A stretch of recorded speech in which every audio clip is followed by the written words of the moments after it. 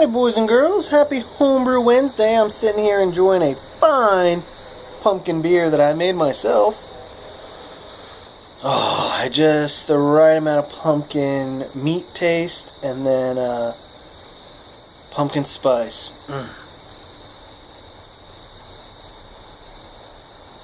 Oh, I don't know if it would beat Tyler's pumpkin beer, but it's pretty darn good. I will say that myself. It is pretty darn good.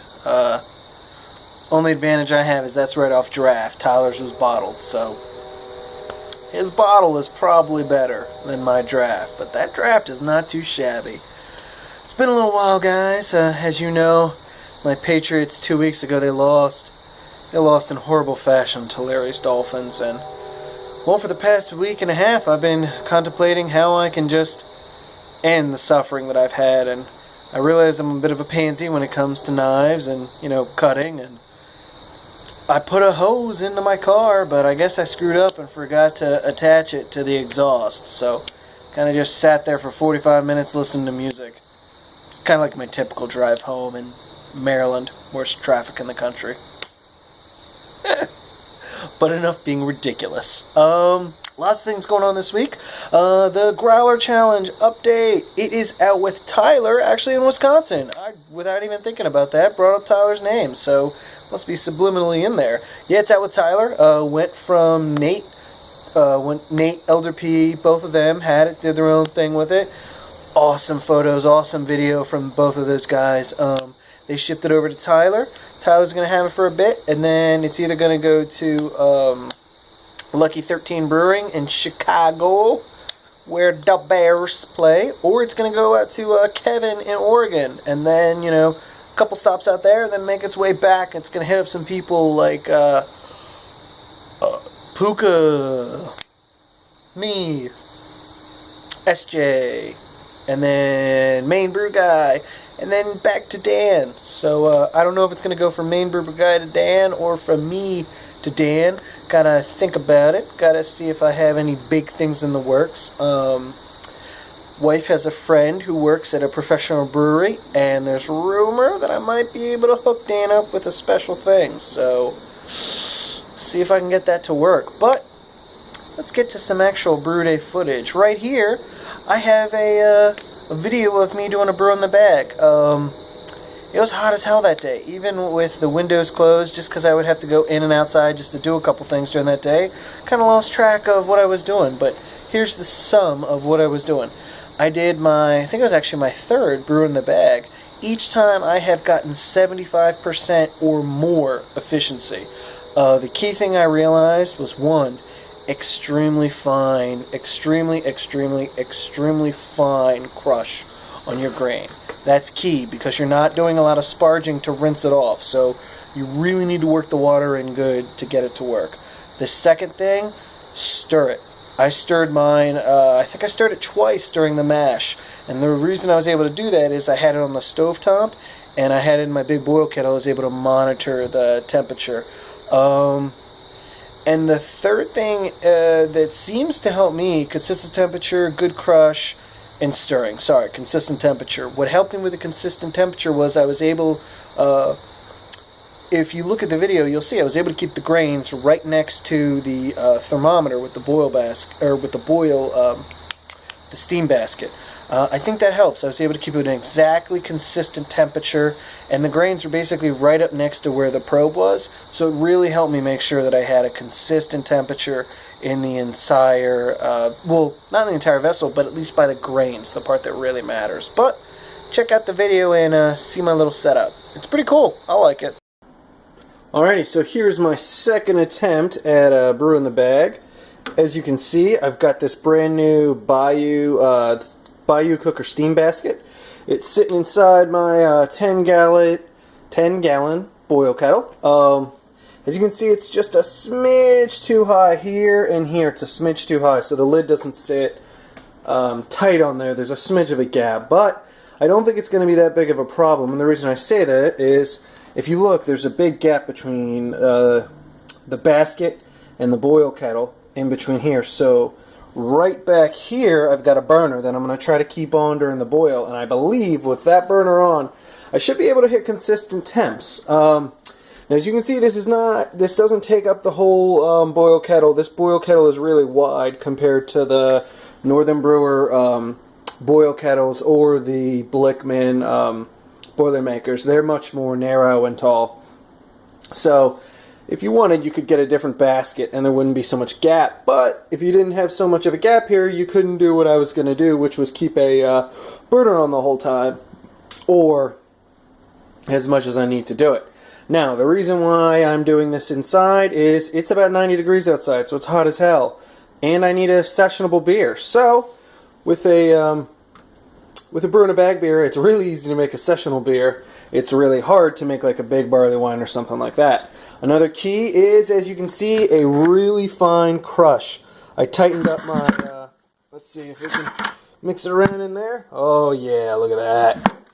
Nice little dusties up in the air. But yeah, this is the second key to getting great efficiency with your brew in a bag. Really, really, really, really, and yes, you need the 4 or 5 reallys. Fine crush. So, all of this said, let's see how I do with my mash, and if I jinxed myself or not. Alright, so as you've expected, I always ramble in my videos a bit. That system worked out really great. I got in that brew day, I think I got like a 78 efficiency, which is great. The beer I made was my 2x2x2 beer. It's a very sessionable beer. It's really good. I think I had SJ down. No, I know I had SJ down here, and he tried it. He really dug it. It's just a great beer to drink during brew days. I mean, you can pound like 10 of them and not get drunk. It's literally a 2.8% beer. This one, my efficiency was higher. It's going to be a 3.1%. Woo! Going to be real boozy. But, yeah, it's just a good beer, and it's hopped up. It's a good beer. It's 2.8%, but it feels like it has more body than a Miller Lite and way more flavor. Just can't beat that.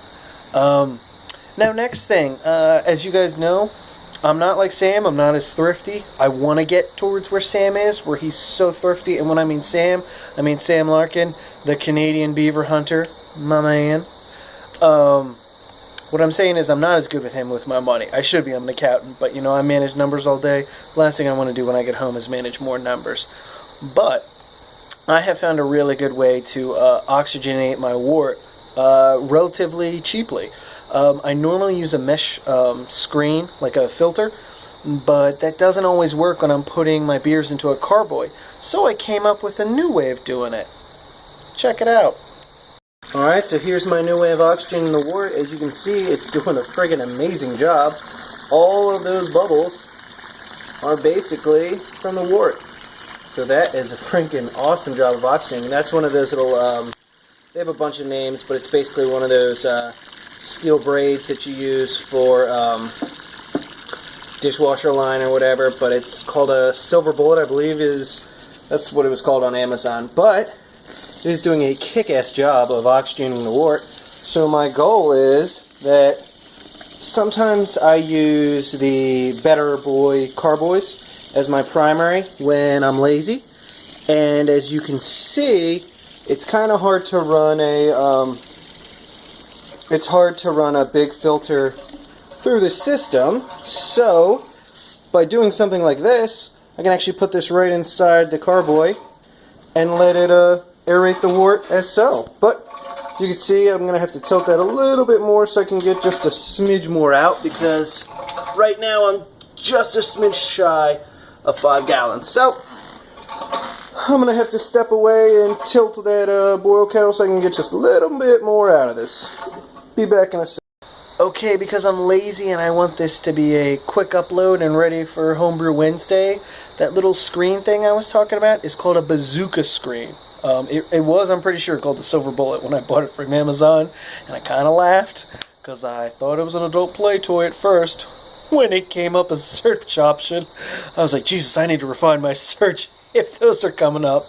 But no, I had it right. It's called a bazooka screen for some, Silver Bullet for the others. But basically what I did is I took the wort and I had it going from the boil kettle up here. It went down through a tube, and then it I went into the bazooka screen, and I basically just had a little nipple screwed into the bazooka screen, and the nipple went inside of the tubing that went to the boil kettle. And as you saw, that oxygenated the shit out of that beer. That thing was fermenting with absolutely no starter, none, with yeast that I had washed about 15 times. It was fermenting the next morning. I mean, this yeast had come right out of the freezer, not refrigerator, freezer.